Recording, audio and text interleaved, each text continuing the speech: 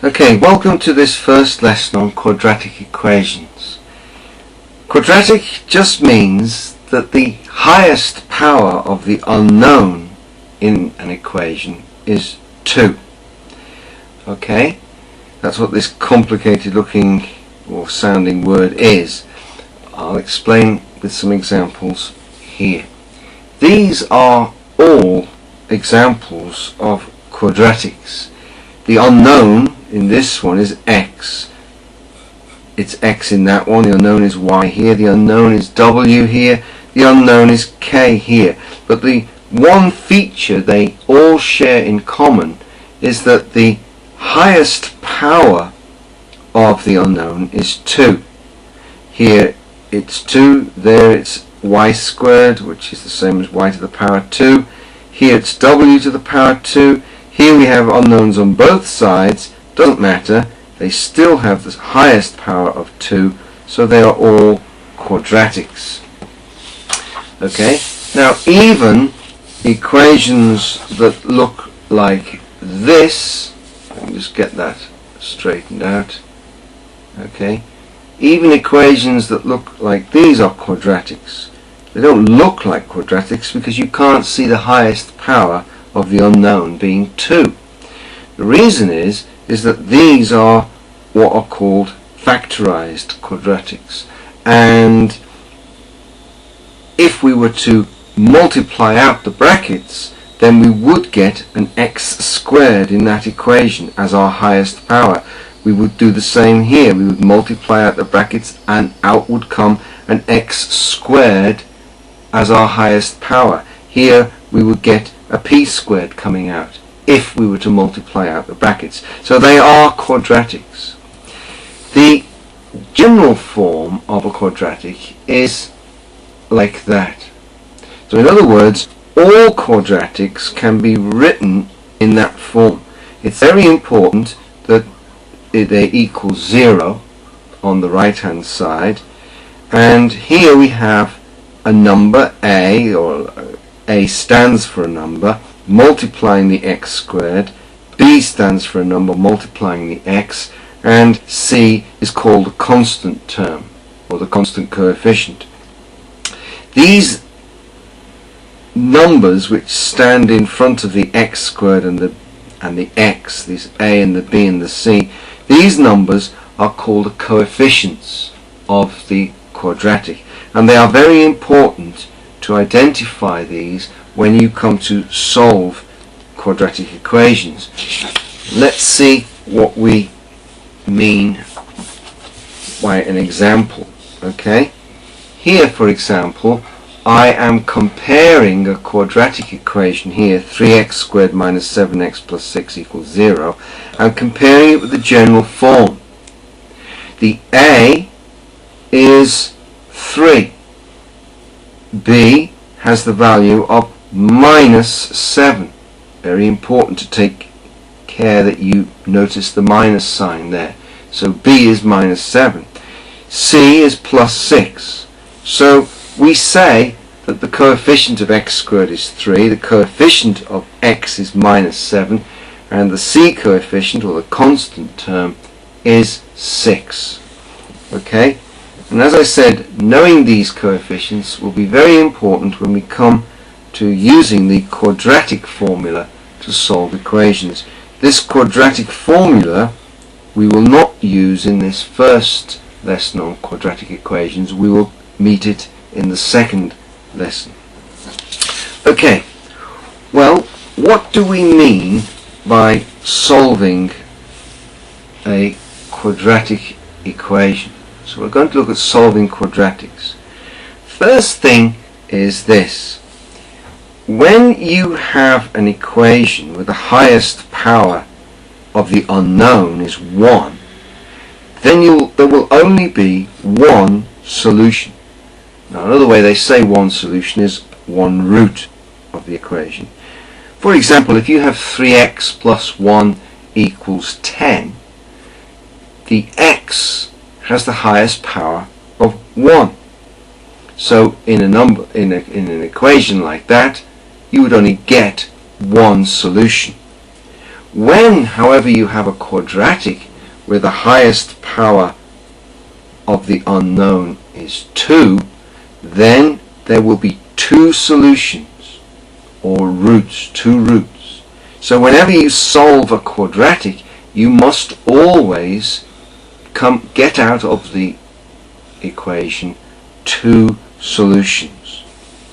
Okay, and I've said that here. Since the highest power of the unknown in quadratics is 2, then you must always find 2 solutions when you solve any quadratic. Okay, now we're going to look now at one of the most important methods of solving a quadratic, and that is by what's called factorizing. And it's the method you should always use, or you should always try first if you are given a quadratic to solve. Try factorizing first. Not all quadratics factorize nicely, but it's always well worth trying to factorize a quadratic first if you're asked to solve it. Okay, let's see how this works. Let's supposing you've got something like this. Solve the equation x squared minus 17x equals 0. Well, is it a quadratic? Yes, it is. The highest power of the unknown is 2, so it's a quadratic. So we must be looking for 2 solutions. Well, how do we go about factorizing it?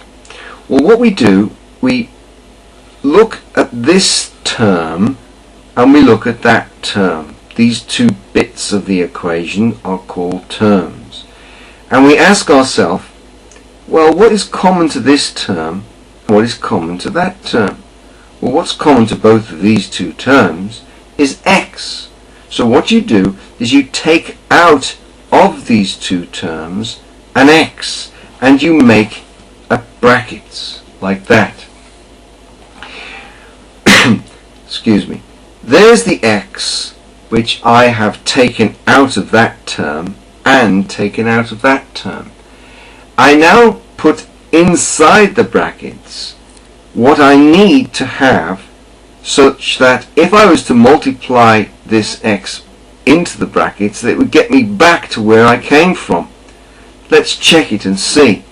I multiply this x with that x and it would get me back to x squared.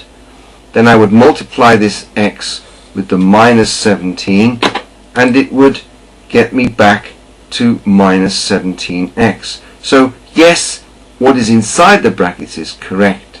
I have now factorized this quadratic here into x, open brackets, x minus 17, close brackets.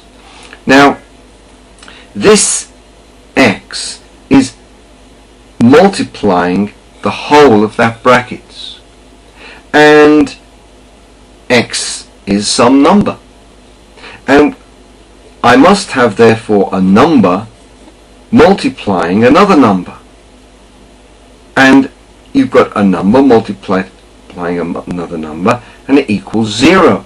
Well, if you have 2 things being multiplied together like this, x times that brackets, and it equals 0, then you've got a situation like this. Okay, let's get that nice and straight. You've got a number multiplying another number, the whole of that brackets equals 0. So either x equals 0 or this brackets equals 0. One of them's got to equal 0 because when they're multiplied together they give 0. So you have found here the first solution of the quadratic, that x is 0. The other solution must be got out of this little bit here. X minus 17 is 0. Well, if x minus 17 is 0, then the other root must be x equals 17. And we say that therefore one solution or one root of the equation is x equals 0. And if x minus 17 is equal to 0, then the other root or the other solution must be 17. So we say that the two solutions of the equation here are x equals 0 and x equals 17. Well, what does that mean? It means that if we were to put this value of x back into the original quadratic, it should equal 0. Well, let's see. Let's put x in place of x here, 0 in place of x here. Well, it would be 0 times 0 would be 0, minus 17 times 0. Well, 17 times 0 is 0. 0 take away 0 is 0. What happens if we put x equal to 17? It should also equal 0. Let's see. 17 here would mean 17 times 17, or 17 squared. Take away 17 times 17. So in effect it's 17 squared take away 17 squared. Well, of course that must equal 0. So these must be the two solutions which make this equation true. Okay, let's look at another example, and this time we're going to use the same method as before. Okay, let's get it in the center. There we are. We're being asked to solve the equation 4p squared minus 4p squared equals 19p. Well, it's a quadratic because the highest power of the unknown, p, is 2. And our first step is to rearrange the equation so that it has the general form of a quadratic. In other words, it's got to look like this.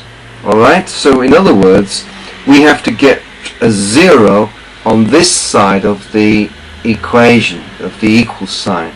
And to get 0 onto this side of the equal sign, we will have to take away 19p. Well, if I take away 19p from this side of the equation, then I've got to do exactly the same on the other side. Okay? So your next line in your solution will look like that. I've now got 0 on that side, so it's now beginning to look like the general form, and I have minus 19p on this side because I had to take away 19p from both sides. We now factorize.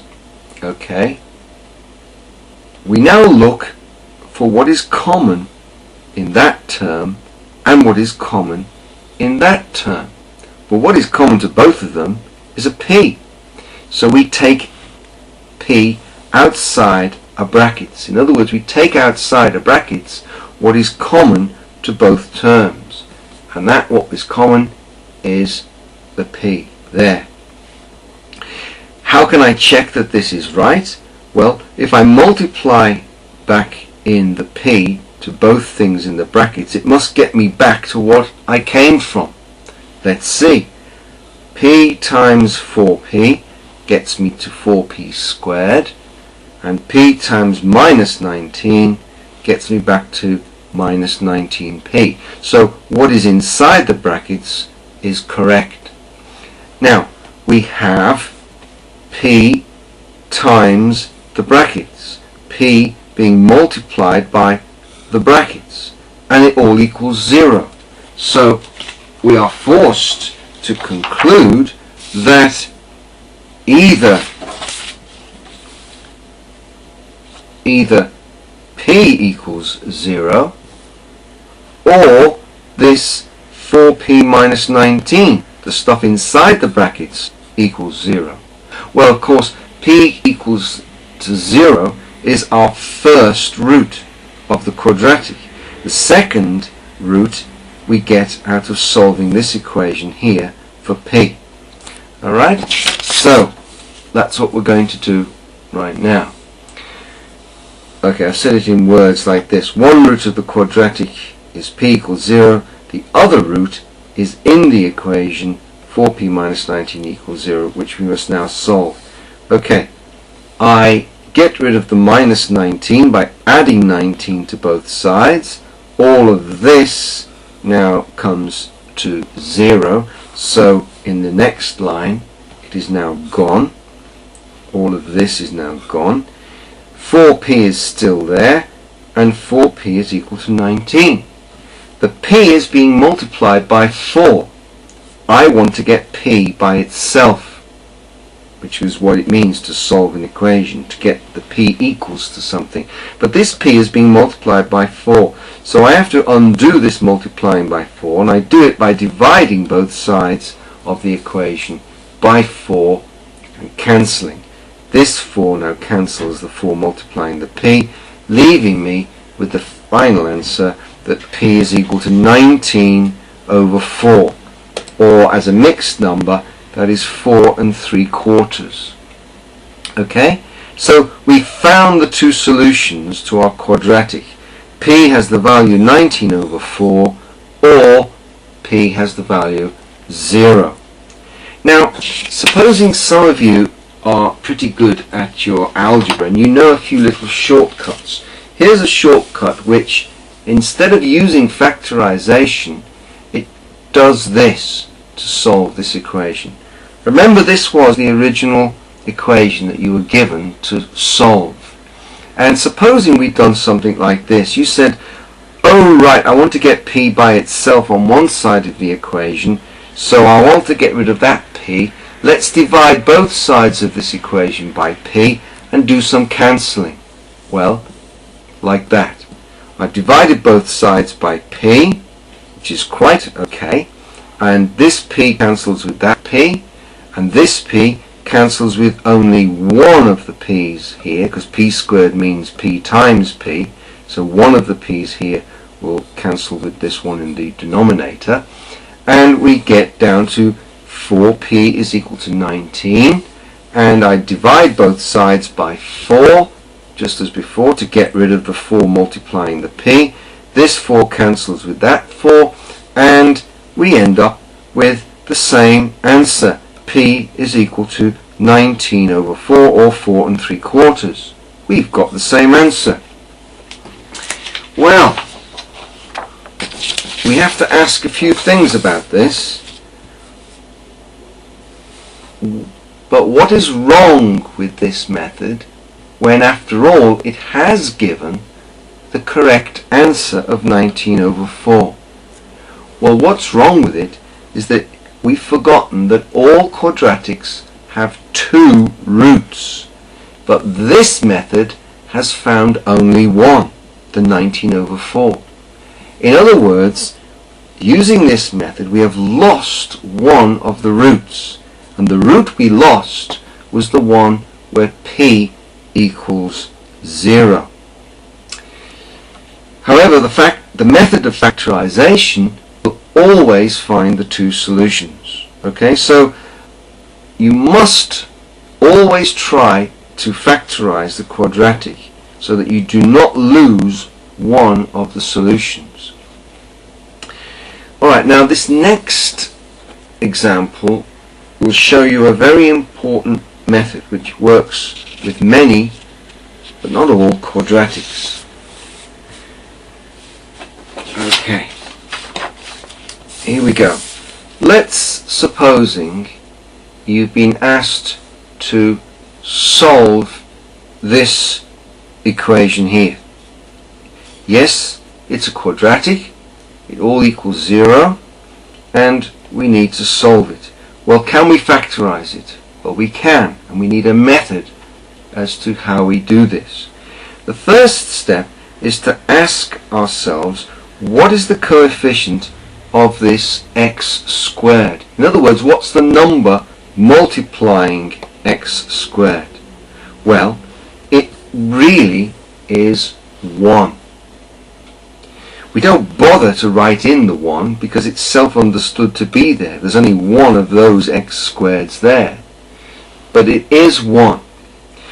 What we do now is we multiply the coefficient of the x squared, which in this case is 1, with the constant coefficient, the 21. We multiply those two together and we get 21. The next step we do is we break this 21 up into its factors, but special factors. Okay? Now we must look for the two factors of 21 that add up to 10, the x coefficient. In other words, you must break this 21 up into a factors which would add up to this 10 here. Okay? I've written that out here, and there it is. Okay? I'll read what's in the bubble so there's no confusion. There we go. You must now ask the question, what are the factors of 21 that will add up to plus 10? And notice I've got the plus sign in there, and I've included the plus sign here. Signs play a very important role in solving quadratics. Okay, well, let's ask ourselves, what are the factors of 21? Well, 1 and 21 are factors, and 3 and 7. Okay, so we ask, which of these factor pairs will add up to 10? Well, clearly it must be the 3 and the 7. Now what we do is we rewrite the 10x in the quadratic using the 3 and the 7, like this. There we are. There's my quadratic. This bit is still my 10x, but I've used the factors of 21, which add up to 10. I've used them to split the 10 up into 3x adds 7x. Okay, you can see this clearly on the next sheet here. There it is. There's the quadratic, and the 3x and the 7x are together the 10x, but we've split up this 10x into those two factors there of 21.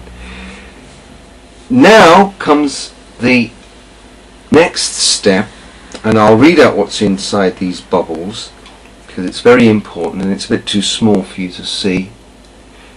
We now factorize out what is common to these two terms. So we've got that term, this term, that term, and that term.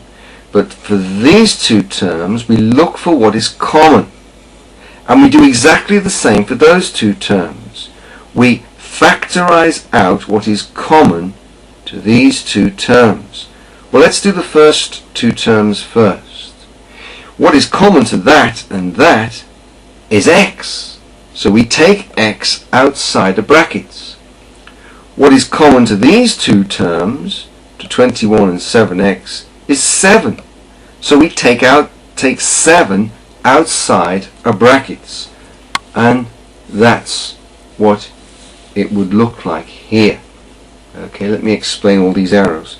Okay, there's the two terms. We're looking for what's common. What's common is the x, which I've highlighted in red. What's common to these two terms is the 7, which I've highlighted in red.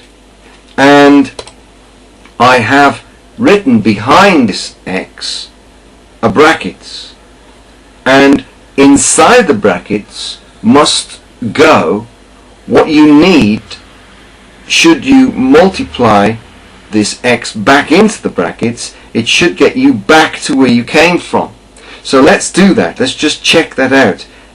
X times x gives x squared, and this x times the plus 3 gives plus 3x. So what is inside this brackets is correct.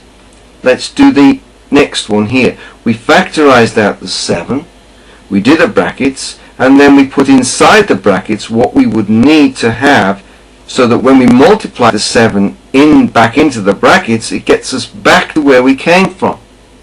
Let's try it. 7 times x gives 7x. 7 times plus 3 gives plus 21. So yes, what is inside the brackets is correct. Now we look at what we have got. Okay. Now look at what we have. There we have. Okay, so that's just rewriting exactly what I had on the previous page, and it all equals 0. And if you look at this, you'll see that there are again two terms. There is all of this term and there is all of that term, and they're being added together. Well, if there are two terms to this equation, again you could say to yourself, well, what is common to this term and what is common to that term? Well, what is common to them is clearly this brackets. They've both got the same brackets, x plus 3. And that's what you do. You ask, what is now common to these two terms? Clearly the brackets x plus 3 is common, so we factorize out the x plus 3 like this. And there I have it there. This is common to the both of these two terms, so we take it outside and we make a bracket. And we put inside the brackets what we would need to have, such that if I was to multiply this brackets by each of the bits inside that brackets, it would get me back to where I started. So let's see if that actually happens. If I multiplied this brackets by that x, it would get me back to x times x plus 3. If I multiplied this brackets here by the 7, it would get me back to 7 times that brackets. So we have now completely factorized the quadratic, and now we are in a position to solve the quadratic equation. Okay, so let's see how we would do that. Let's put that back up here and see what it says here. Right, okay. So these two brackets multiply together to give 0. Okay, you can just see that. These two brackets, this brackets times this brackets gives 0. Okay, so we can say that either the first brackets equals 0, and in which case x must be equal to minus 3, because minus 3 plus 3 must equal 0, or the second brackets must equal 0, in which case the x must be equal to minus 7, okay, because minus 7 plus 7 must equal 0.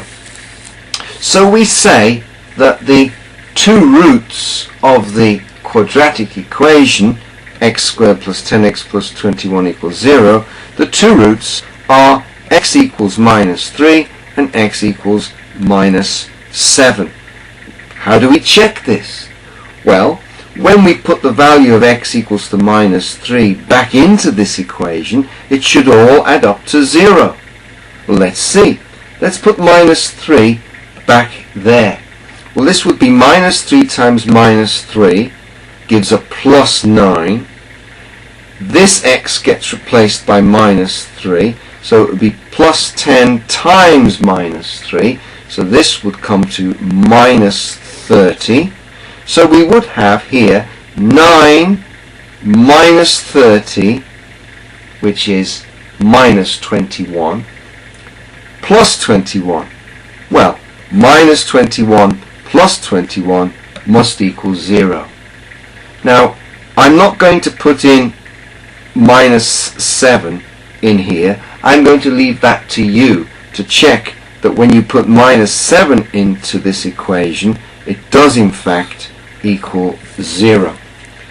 Okay, let's move on to another quadratic, another example, and it's to solve this equation. Now, on the first glance of this, it looks like it's already factorized.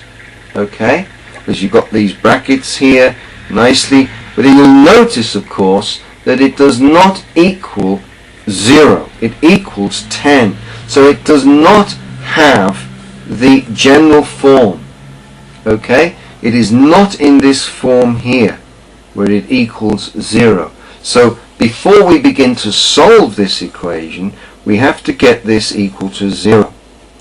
Now, our first move is to multiply out the brackets. And when we multiply out the brackets, we do it like this. The y here multiplies the y there, and then this y multiplies the plus 1 there. Then the minus 2 here multiplies that y, and then the minus 2 here multiplies the plus 1. And we will have removed the brackets. So what does that look like? Okay, so all those funny arrows actually mean all of this. I think we can fit that all on here, just about. Y times y is that. Then y times plus 1 is that. Then minus 2 times y is that. Just because I put that in a bracket doesn't make any difference. I'm taking the sign with the 2. Then minus 2 times 1 is all of that. And it all equals 10. So, what does that look like when it's written in a quick, simple way? There it is. It's y squared, which is that. Y times 1 is really that. This minus and a plus give a minus. Be very careful about that. So it's minus 2y. And again, this plus and the minus give a minus. So minus 2 times plus 1 gives minus 2. So we now have y squared plus y minus 2y minus 2 equals 10. This, of course, can be written simpler as just minus y, because you have plus y minus 2y gives minus 1y, which is what it's written there. So we now have y squared minus y minus 2 equals 10. Now we have to get this equation equal to 0. So we're on to our second step. And we must make the equation equal to 0. How do we do this? Well, that's right. We must take 10 away from both sides of the equal sign, like that. Alright, so there we have it. I've taken 10 away from that side. All of that's now going to equal 0. And I've taken 10 away from that side. So this here is going to be equal to minus 12. Now there is the quadratic that we can now start to solve, because it's now equal to 0. Okay, so we now go on to the third step. And the third step is saying to ourselves, what are the coefficients, alright, that multiply the y squared and the y, and what is the c coefficient? Okay, so remember what I said at the start, that these coefficients of quadratics, the a, the b and the c numbers, they're all very important. Okay, so let's see what they are in this particular case. Okay, there's the equation that we've got down to. Okay, y squared minus y minus 12 is equal to 0. Well, this is really that. Okay, this is really 1y squared. This here is really minus 1y. And here we have minus 12. Okay, well, we now multiply these two numbers together. And when we do that, we get minus 12. So I'll read out what's inside the bubble. Now multiply these two coefficients, 1 times minus 12. And the answer is minus 12. Notice I'm taking particular care about the signs. This is a negative 12. It's minus 12. Okay? So now what we must do in the next step is we must look for the two factors of minus 12 that can add up to minus 1. Minus 1 was the y coefficient. Remember? In here. So let's get that up to the top and then I'll show you. So this is 1y squared, and we're multiplying it by that minus 12, so we get minus 12, and we're looking for the two factors of minus 12 that will add up to this minus 1 here. Well, what are the factors of minus 12? Well, certainly 1 and minus 12 are factors, but be very careful, because minus 1 and 12 are also factors. When I multiply those two factors, I get minus 12. When I multiply those two factors, I get minus 12. And don't forget, minus 12 is not the same number as 12. They are different numbers. Okay, well, do these add up to minus 1? Well, 1 add minus 12 gives minus 11. Minus 1 add 12 gives plus 11. Well, certainly not minus 1. So, what are the other factors of 12 we need to look at? Okay, well, let's look here.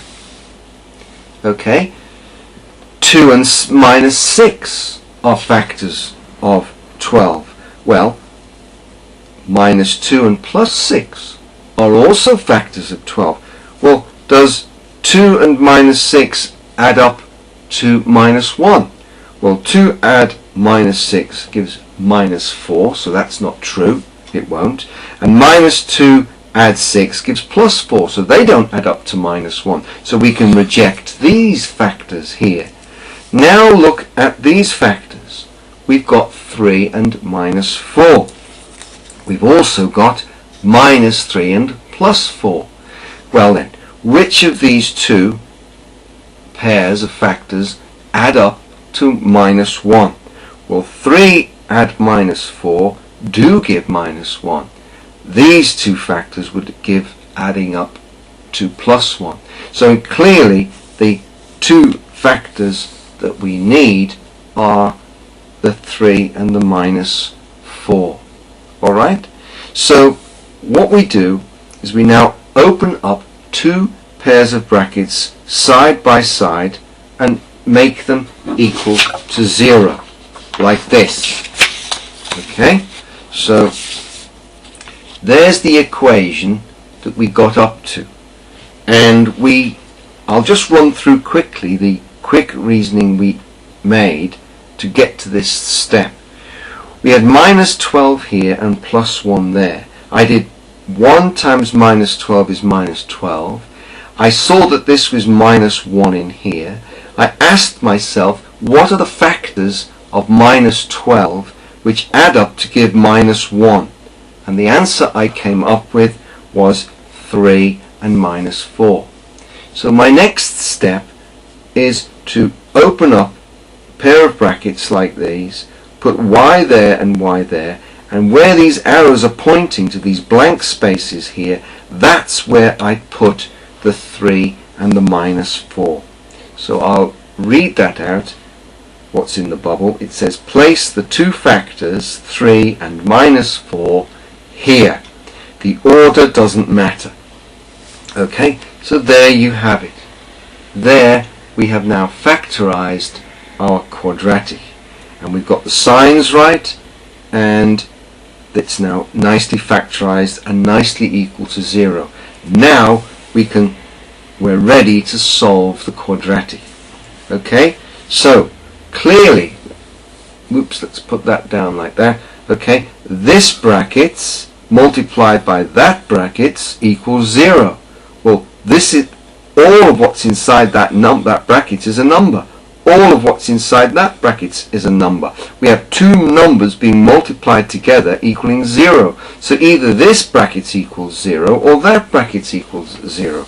And that's what we argue next. We say that either y plus 3 equals 0, so y must be minus 3.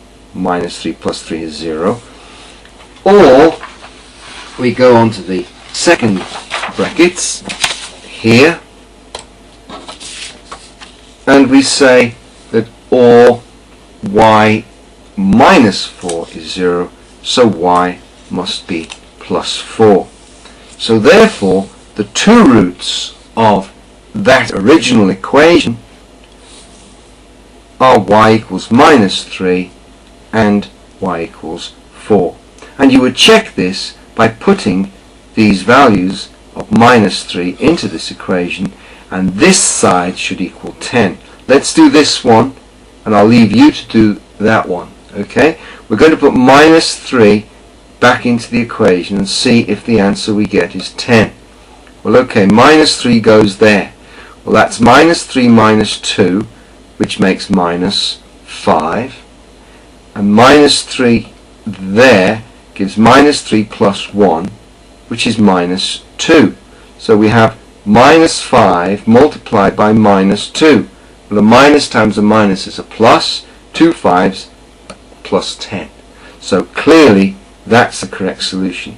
I'll leave you to put y equals 4 into that equation to see that it does indeed equal to 10. Okay, so that is an answer to this question here. Now I'm going to do one last example, and I'm going to do it quite quickly, because really you should get so good with this sort of factorizing, this sort of thinking, that you can do it without having to write it out in minute detail as I have done in this lesson. Okay, let's supposing you were asked to solve that equation there. Okay, here's how you would do it very quickly. We should try to do it in this sort of manner. First of all, your first step is to multiply the 4 and the 6. The 4 is the number multiplying the a squared, and the 6 is here. You get 24. Now look for the factors of 24 that add up to minus 11. Okay? Factors of 24 that add up to minus 11. Well, the two factors that should immediately jump to mind are 3 and 8, because 3 8s are 24. And when you add 3 and 8 together, you do get 11. But we have to be very, very careful, because this is not 11. This is minus 11. That's a different animal to plus 11. Minus 11 is a different number. So the factors that we need are not 3 and 8. Okay? What are they? Very good. They are minus 3 and minus 8, because only minus 3 and minus 8 will add up to minus 11. And when you multiply minus 8 and minus 3, you will get plus 24. So these are the two factors that you need. Okay? So now you split the minus 11a up into minus 8a and minus 3a. And you rewrite the quadratic like this. All of that, of course, is minus 11a.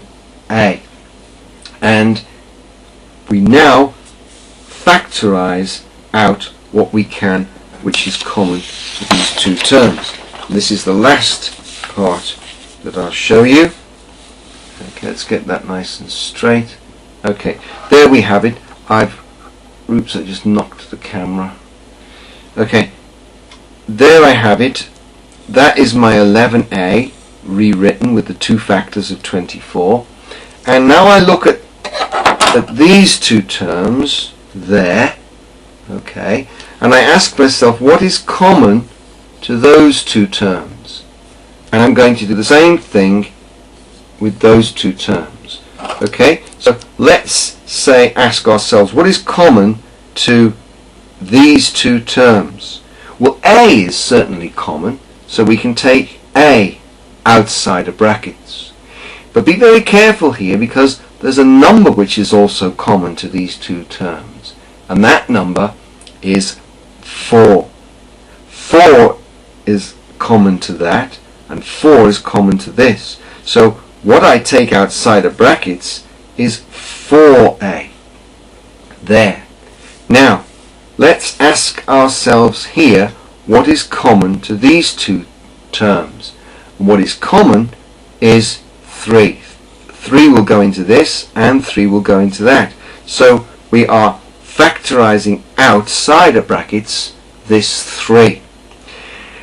Now, we factorized out the 4a here. We have to have inside the brackets that which, when multiplied by this 4a, will get us back to what we came from. Let's multiply it out quickly and check it.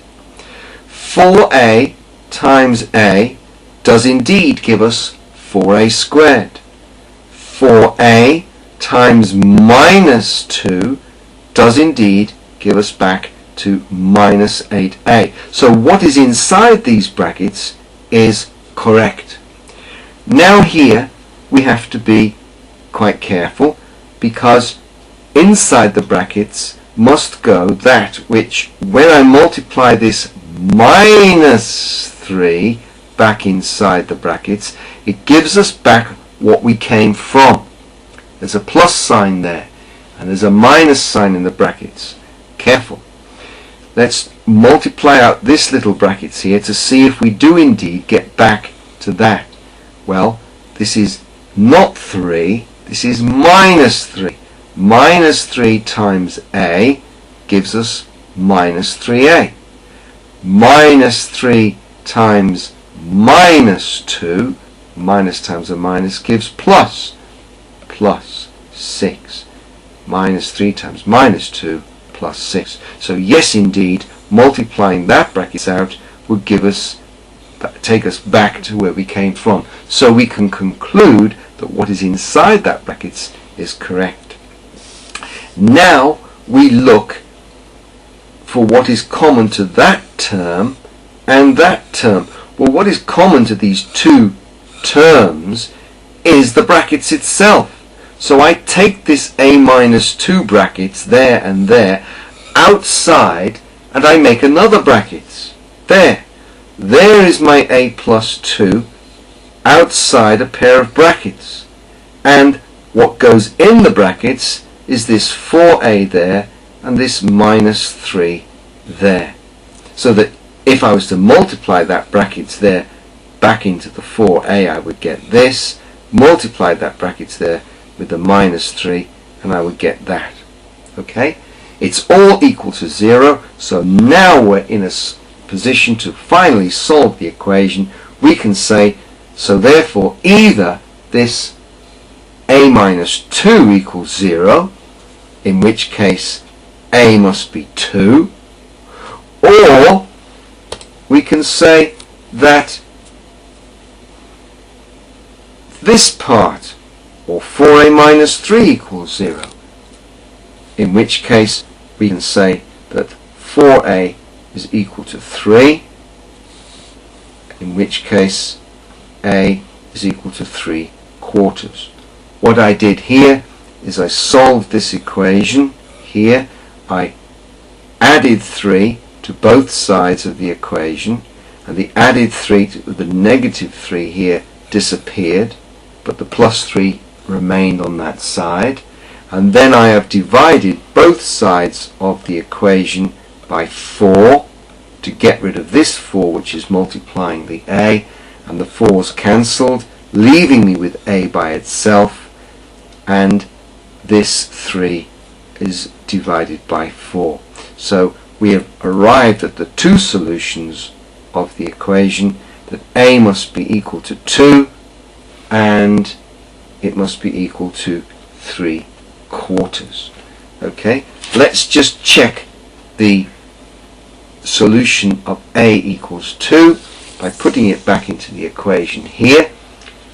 This would be 2 times 2, which would be 4, and that's 4 times 4, which is 16.